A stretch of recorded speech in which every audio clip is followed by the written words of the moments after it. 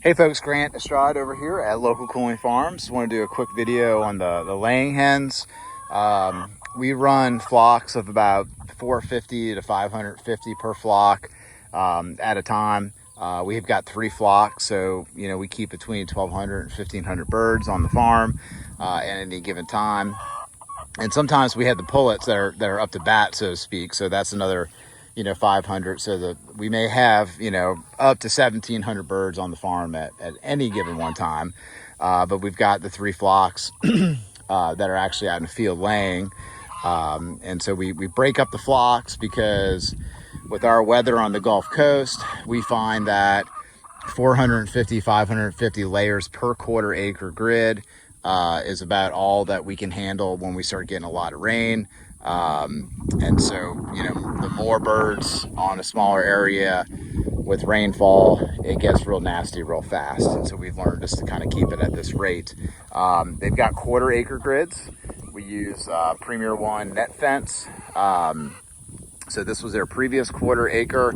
We bush hogged this before we moved them in, and then you can tell that this different color corner over there where I'm pointing, I actually bush hogged that early this morning, and Nicole came back and did the moving for me later in the day, and so they're on grass.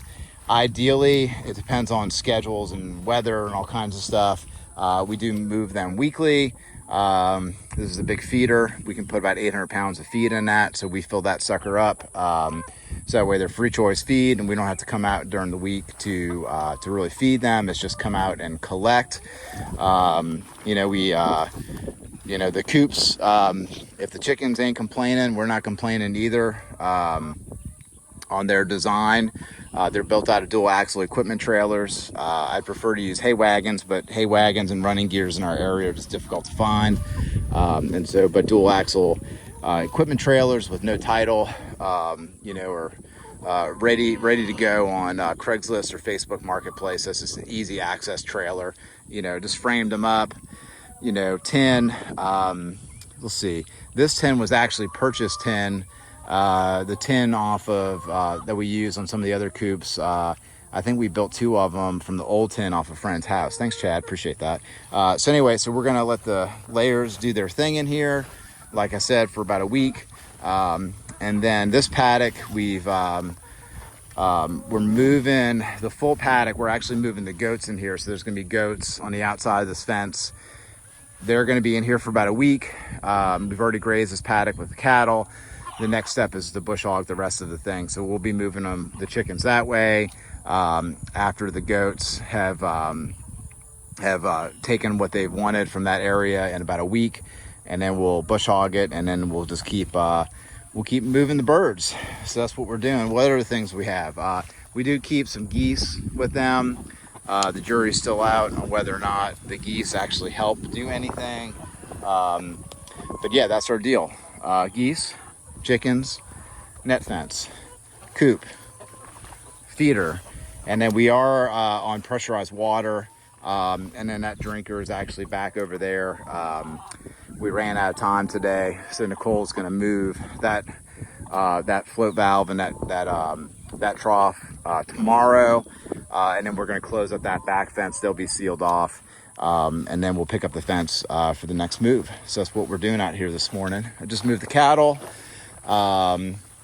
What am I doing out here? Oh yeah, I am running electric to the net fence. That's my job that I'm doing out here right now.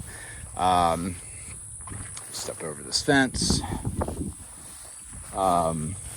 These are the rebar posts that we use for cattle to wedge out our paddocks for the cattle. We've got other videos on that. So all I'm doing here is I'm using a jumper here, just a cheapo fiberglass step-in post. We got a lot of these from the early days, and we're just going to run the 12 gauge aluminum wire from there to the 3-strand high tensile internal fence, and then we're going to power this sucker up. And those are the cattle back over there. Zoom in. They're hanging out over there. We just moved them. You can see all the cattle egrets doing their thing up in those trees. I love that scene. All right, well, we're going to end on that note. I hope everybody has a good one. Subscribe to the channel if you're interested, especially if you're on the Gulf Coast. Like it, share it. You know what to do. You know the drill.